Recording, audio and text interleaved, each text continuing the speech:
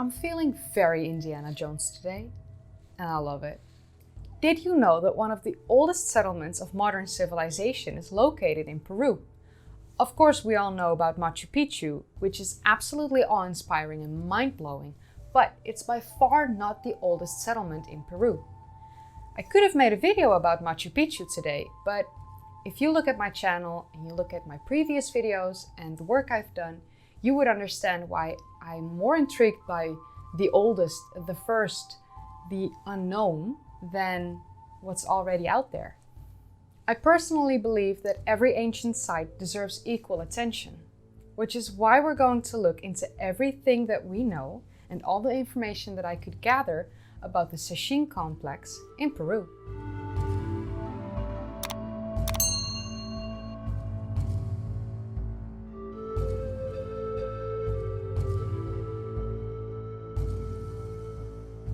I'm Kaylee, welcome to my channel. Grab a drink, a snack, relax, and we'll get into it. Coastal Peru is one of 6 areas in the entire world where a civilization developed independently without any outside influences, flourishing into an incredible society undertaking large-scale building projects. Along the coast of Peru runs one of the world's driest deserts. There are small rivers that originate in the Andes Mountains that run through this desert, acting as linear oases, making irrigated agriculture possible. It is along 2 of these rivers that the Sechín Complex is located, just 12 kilometers inland from the Pacific Ocean. The Sechin River and the Casma River meet along a valley, and it's along this valley that we find the ruins of multiple ancient settlements. Among these ruined settlements we have Sechín Alto in the east, Cerro Sechín in the southwest, Taukachi-Konkan in the north, and Sechín Bajo in the northwest. Together, these settlements are known as the Sechín Complex. The valley in which all these ruins are located was populated by the Casma Sechín culture for quite a long time before any stone construction began.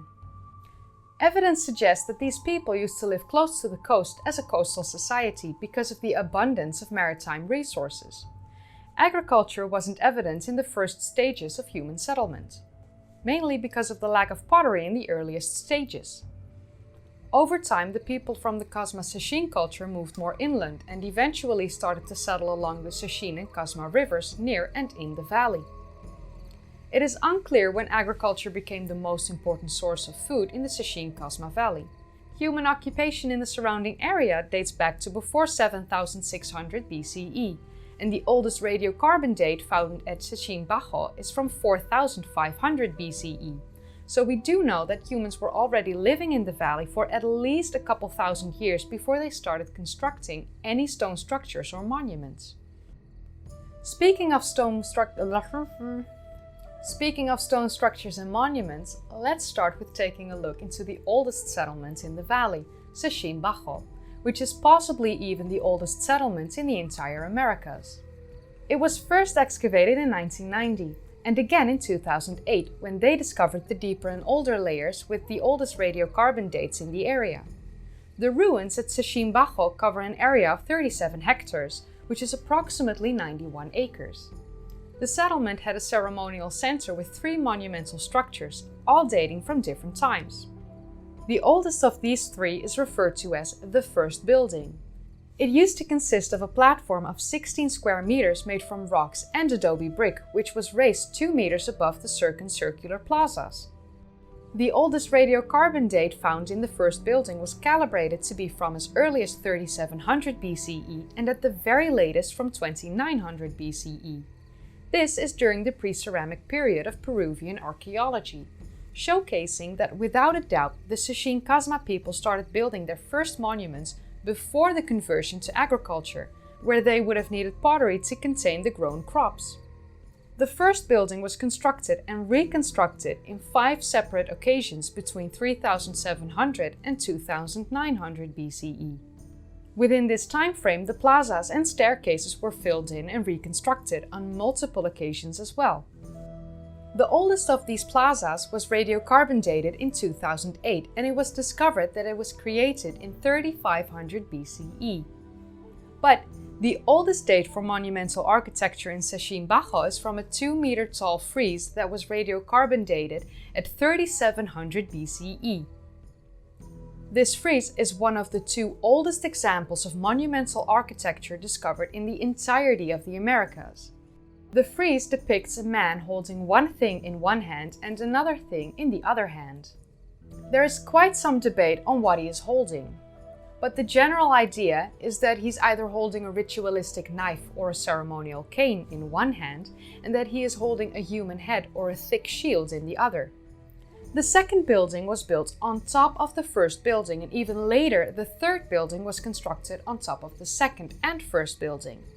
The second and third building were constructed between 1600 and 1200 BCE and were both oriented to Cerro Sechín.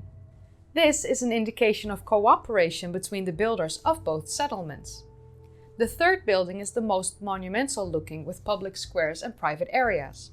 Many of the walls are decorated with engraved carvings. After approximately 1200 BCE, the three buildings were abandoned and were used as a graveyard up until 1500 AD. I promise this is not a cocktail, but you won't believe me? Oops. Next up, we have the most famous settlement of the valley, Cerro Sechín.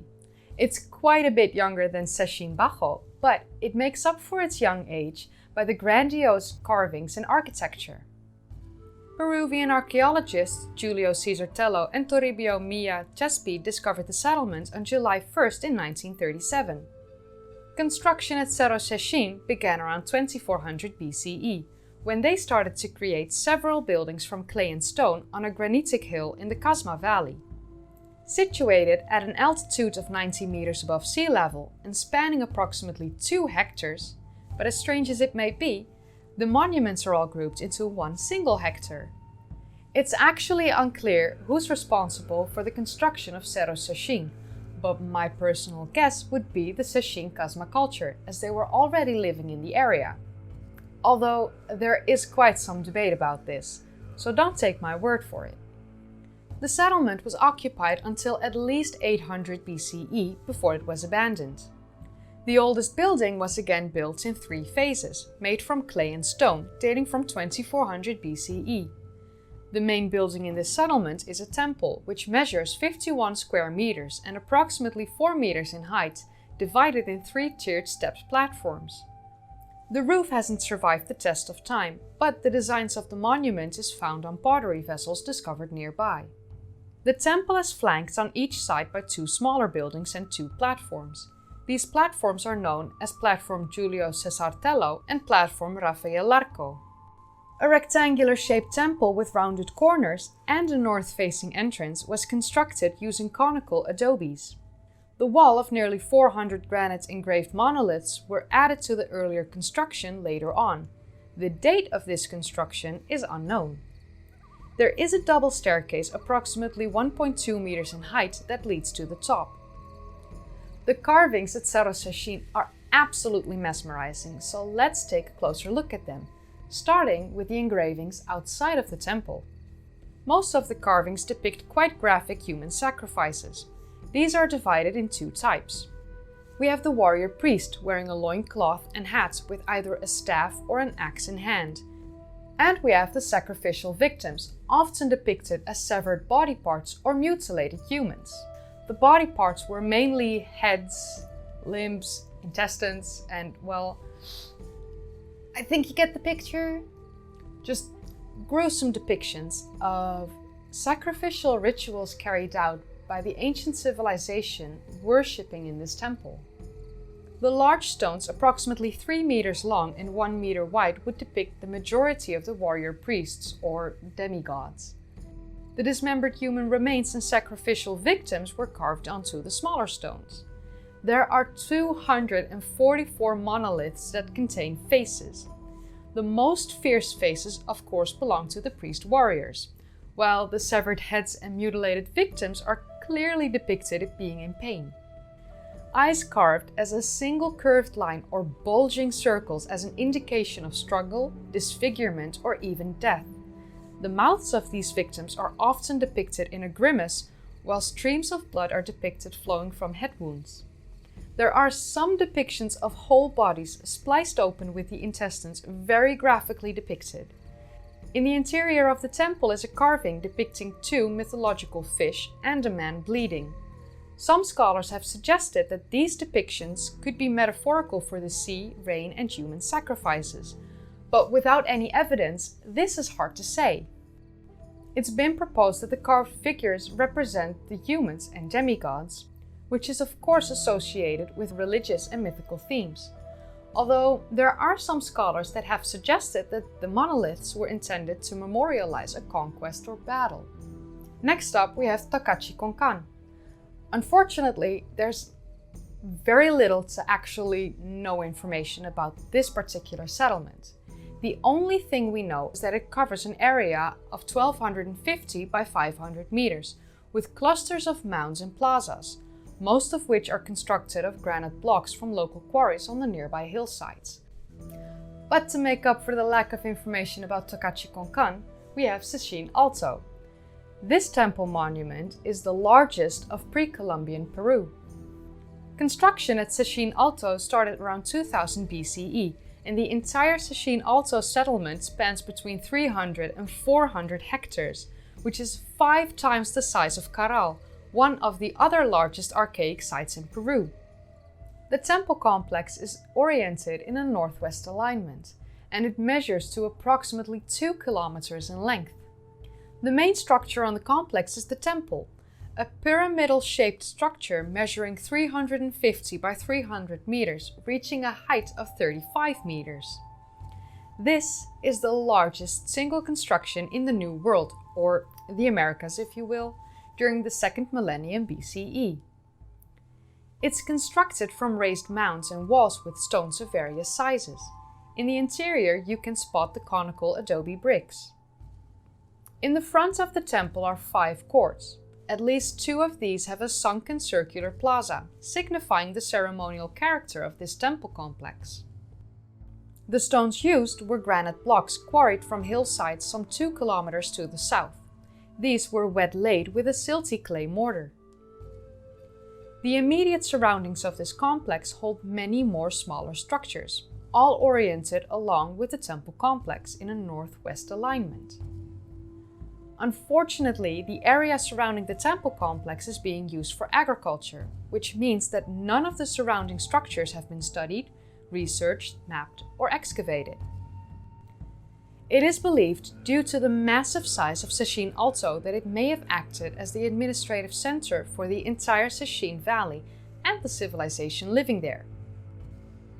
And last but not least, we have Chankillo, which differs from the other sites in the valley because of the fact that it has a solar observatory and a fort. It's been interpreted as a fortified temple or sanctuary. The fortress consisted of 3 concentric circled walls, more than a mile in length, over half a meter thick and up to 9 meters in height. The outer wall has 5 gates, and the 2 inner walls both have 4 gates. There is no source of water or place to store food, so the term fortress is highly debatable, and it would be one of the worst places to be during a siege of the area. It's not even constructed on the top of the hill, so nearby enemies would just be able to stand on the top of the hill and slingshot rains of stone onto this settlement, making you not safe at all. It's actually one of the worst places to be during a siege or an attack. From the hilltop sanctuary, you can easily spot the astronomical observatory known as the 13 Towers.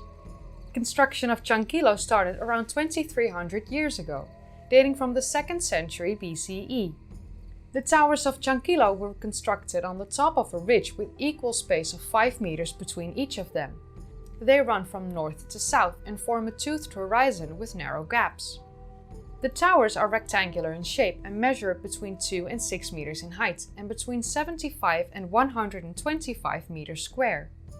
Each tower has a staircase leading up to the top. It's been designed with 2 observation points, one in the east and one in the west. The western observation point revealed a corridor that was littered with offerings of pottery, shell, and stone artifacts that aren't found anywhere nearby.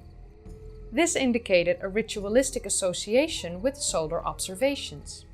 When standing at the observation points, the 300-meter-long spread of towers correspond with the rising and setting positions of the sun throughout the year. On the winter solstice, the sun will rise behind the tower most to the left, and in 6 months it will have reached the most right tower during the sunrise on the summer solstice. This was the best way to accurately mark time in ancient times, and the inhabitants would know when the longest and shortest days would have passed with an error margin of approximately 2 days. The 13 towers of Chankillo are possibly the oldest known solar observatory in the entirety of the Americas. Many artifacts were found at Chankillo. Among these were warrior figurines, pottery, an abundance of shellfish and corn remains, and even rooms to store corn beer have been discovered. The Sechín Complex and Caral-Supe sites are the subjects of many debates among historians, archaeologists and scholars, because they do not fit in the supposed expected pattern of how civilizations emerge. One of the reasons for this is the fact that none of the sites show any indication of pottery up until 1600 BCE. But as conflicting as it may be, there is quite some evidence for the growing and use of cotton in the area from before 1600 BCE. The cultures responsible for these monuments were living a hunter-gatherer lifestyle, and this would be highly unusual, but not impossible. The current consensus is that civilizations come after farming, as it is believed that a complex society wouldn't be able to emerge in a hunter-gatherer way of life. The monuments in the area are quite grand and noticeable. The buildings were organized and skilled enough to create them, but there is no writing found. They may have had quipu, which is a form of accountancy through knotted strings. But as we've seen with Göbekli Tepe in Turkey, which I will cover in a future video, it's not impossible for a hunter-gatherer lifestyle to create grandiose monuments. What's most difficult about these two cultures and trying to figure out which one of them came first is the fact that there's not much research and investigation done in the area. There is so much that still needs to be investigated, as there are more questions than answers surrounding them both. What is the significance of the Sechín Complex? We can only answer that question when we understand and learn more about the late pre-ceramic period in Peru. There may be a lot more sites equally as old and grand along the Peruvian coast, patiently waiting to be discovered, holding information that may help solve this puzzle into the ancient history of Peru. Fingers crossed that this is the case, and that one day we will rewrite history books about the ancient history of Peru.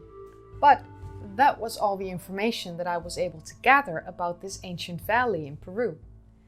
Before I go, I would like to say a massive thank you to Matt from Ancient Architects for shouting me out in your latest video. And I would also like to say welcome to those who are new to my channel and new to my face. And thank you for subscribing and watching all of my previous videos. If you enjoyed this video, then please give it a thumbs up.